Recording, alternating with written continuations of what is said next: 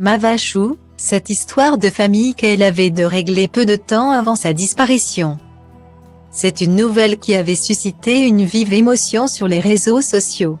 Le 21 décembre dernier, la meilleure amie de Mavachou annonçait qu'elle avait mis fin à ses jours à cause du cyberharcèlement ultra présent sur les réseaux sociaux. « Je suis au regret de vous annoncer le décès de Maeva survenu hier en fin de journée.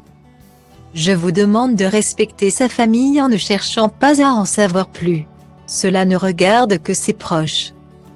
Ayez une pensée pour elle et surtout pour ses enfants. Adieu ma chérie, tu es en paix maintenant. » Rapidement, les hommages avaient été nombreux sur Twitter, et les messages de colère également.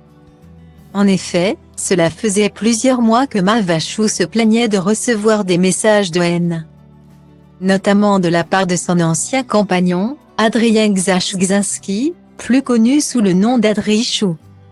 Suite à cela, une enquête a été ouverte pour comprendre ce qui s'est réellement passé, notamment parce qu'une plainte avait été déposée quelques jours avant sa mort.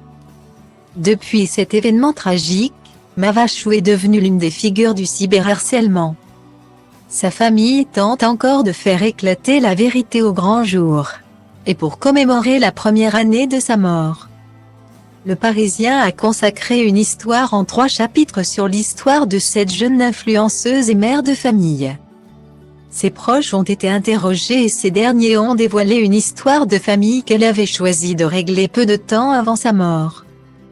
En effet, pendant de longues années, 8 ans précisément, Mavachou a été en froid avec son père après avoir choisi de quitter la Suisse pour la France, en décembre 2019.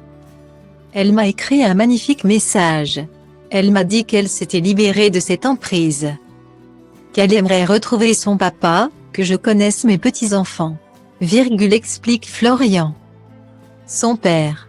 Mavachou lui envoie des photos de son nouveau conjoint, c'est lui qui a poussé pour qu'on se voie en Suisse. Il m'a écrit pour me parler d'elle.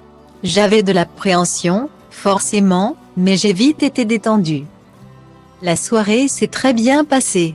5 mois après, quasiment jour pour jour, elle mettait fin à ses jours.